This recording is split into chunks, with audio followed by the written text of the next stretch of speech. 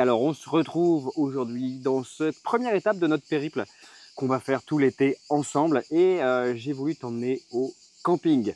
Pourquoi j'ai voulu t'emmener au camping? C'est bizarre, hein?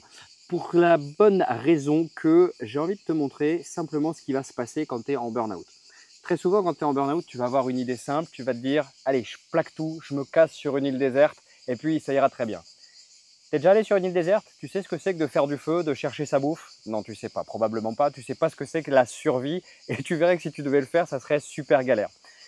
Très souvent, tu vas me dire aussi, allez, non, je plaque tout, ce métier-là, il ne me plaît pas, je veux changer de métier, je veux faire absolument autre chose. Mais il y a quelque chose qui va te retenir.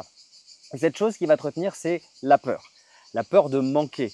Tu étais dans une situation A, ton métier, ça ne t'allait pas, mais au moins tu avais le confort de ton salaire. Okay, là, tu veux changer, peut-être poursuivre ta passion, mais tu dis, mon Dieu, j'ai peur, je ne sais pas comment je vais faire pour pouvoir changer de vie et puis assurer mes traites.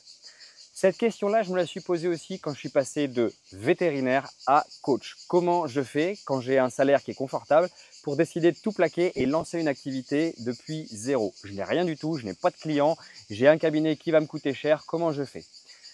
Eh bien, je pouvais soit rester paralysé et puis rester dans mon ancienne vie qui ne me correspondait pas du tout, soit réfléchir aussi un petit peu à quelque chose qui était comment je peux faire pour être dans le minimum de bien-être. Et c'est exactement ce qui va se passer quand j'emmène ma fille au camping, parce que je suis ici avec ma fille. C'est pour lui montrer que la vie, ce n'est pas uniquement la facilité, c'est-à-dire l'eau chaude qui coule immédiatement dès qu'on tourne le robinet, la nourriture qui est prête sur la table tout de suite. Ici, il va falloir que peut-être on aille faire réchauffer de l'eau. Il va falloir, oui, parce qu'on est dans un camping assez route.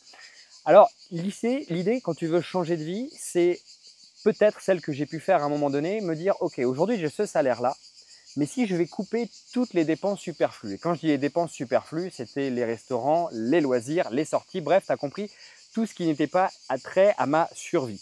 Eh bien, si tu coupes tout ce qui est absolument superflu dans ta vie, ce qui va te rester, c'est ton revenu minimum que tu dois générer avec ta nouvelle activité. Normalement, quand tu regardes ça, ça devient un petit peu moins effrayant. Revenir régulièrement, tu vois, dans des espaces naturels comme ici. Alors, parfois, on fait un peu plus route encore. On va dans la nature. Là, je voulais pas trop en donner à ma fille, donc je l'ai emmenée quand même dans un camping. Petit camping, 1 étoile, mais au moins un truc un peu où elle aurait des repères. L'idée, c'est de t'amener dans des environnements où tu n'as pas forcément l'habitude d'aller dans des zones d'inconfort. En fait, moi, si je vais régulièrement dans ce genre d'espace, c'est pour me rappeler que, OK, il y a les hôtels, les conférences, il y a tout ce qu'on peut faire à l'extérieur, les loisirs, etc.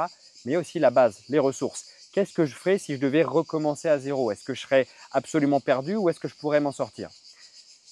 Si tu vas regarder tes dépenses, tu vas t'apercevoir qu'à un moment donné, il y a des dépenses qui sont absolument superflues. Celles que tu fais parce que tu penses être obligé de les faire. Si tu coupes celles-là, en fait, ce que tu vas choisir, c'est que tu vas choisir ta nouvelle vie. Parce que tu vas te rendre compte que tu n'as pas besoin d'autant. Tu n'as pas forcément besoin d'autant d'argent. Tu as peut-être juste besoin de te focaliser sur ce qui est vraiment important pour toi. Dans le cadre d'un camping, ce qui est important pour soi, c'est d'avoir un abri, une tarpe ou un tente et d'avoir de quoi manger, en fait, d'avoir un feu. Se concentrer sur vraiment la base.